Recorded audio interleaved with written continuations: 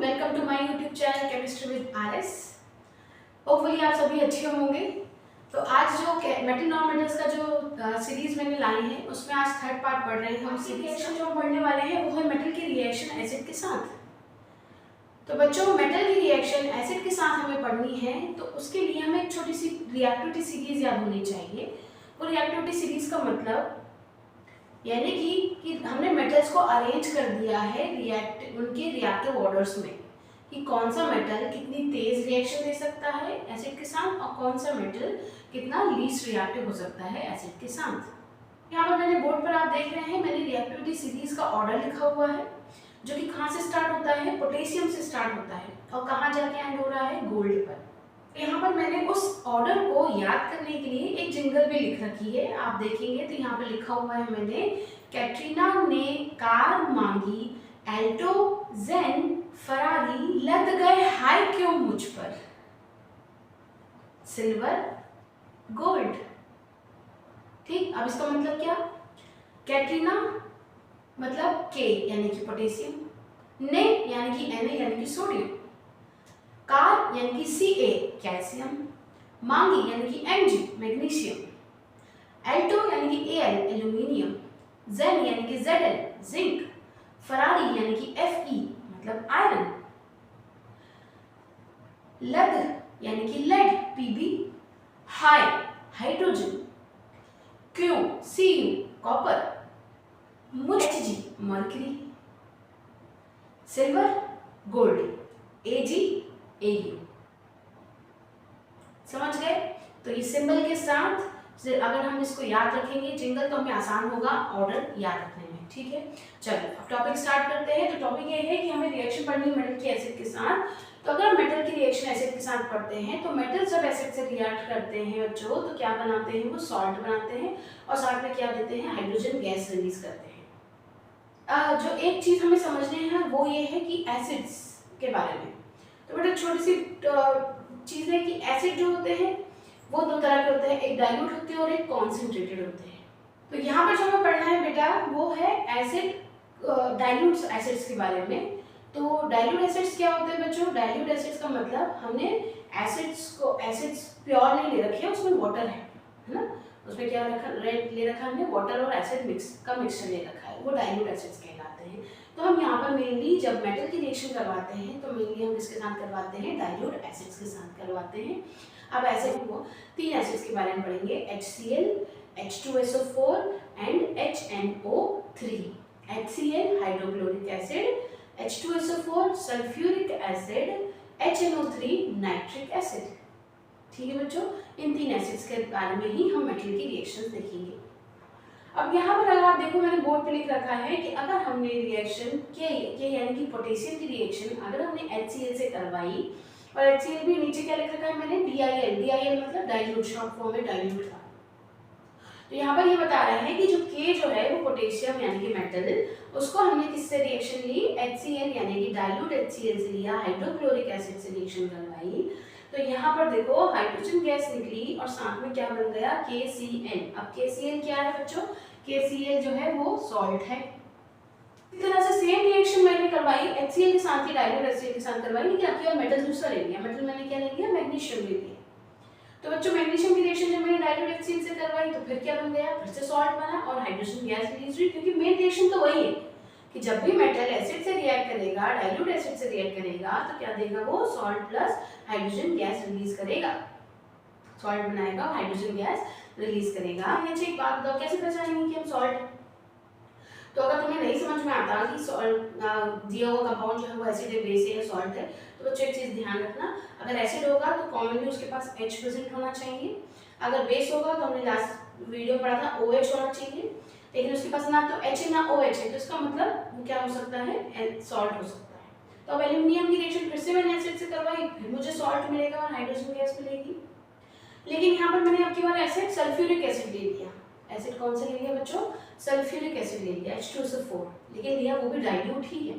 वो भी आप सेम रिएक्शन किसके साथ कर सकते हैं, सोडियम के साथ भी कर सकते हैं। मान लो अगर मैंने यहाँ पर Na कर दिया, अगर मैं Mg की जगह क्या लिख दूँ बच्चों, यहाँ पर अगर मैं Na ले लूँ तो Na की रिएक्शन किससे करवाएं, अगर हम HCl से करवाएं तो हमें क्या मिल जाएगा फॉर्मूला, हमें फिर से सॉल्ट मिल जाएगा। सॉल्ट क्या मिलेगा आपके पास, Na का सॉल्ट समझ में आ रहा है। लेकिन एक बात जो बहुत बहुत बहुत इंपॉर्टेंट है वो ये याद रखनी है कि ये जो सीरीज लिखी ना मैंने आपके सामने, दिख रही है आपको। अब इस सीरीज में आपको यहाँ पर ये दिख रहा है हाई, हाई यानी कि हाइड्रोजन, हाई मतलब हाइड्रोजन, है ना बच्चों। तो ये चीज ध्यान रखना कि जो भी मेटल हाइड्रोजन के ऊपर है, जो भी मेटल हाइड्रोजन से ऊपर दिख रहा है, वो सारे के सारे एसिड से रिएक्शन करवाते वक्त हाइड्रोजन गैस रिलीज करेंगे।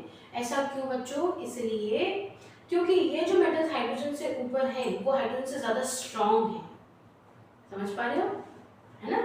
क्या कि जब मेटल एसिड से रिएक्शन दे रहा है तो क्योंकि वो मेटल हाइड्रोजन से ऊपर है रिएक्टिविटी सीरीज में, इसीलिए वो जो मेटल है वो उस हाइड्रोजन को वहां से हटा देगा और खुद जाकर बैठ जाएगा।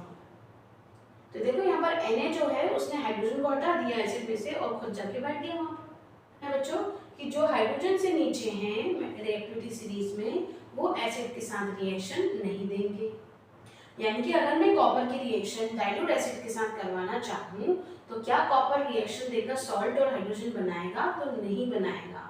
ऐसा क्यों बच्चों, ऐसा इसलिए क्योंकि ये वाले मेटल्स जो हैं वो हाइड्रोजन से नीचे हैं, यानी कि ये हाइड्रोजन से कम रिएक्टिव हैं, वो ज़्यादा पावर नहीं रखते, इसलिए वो हाइड्रोजन को वहाँ से नहीं हटा सकते।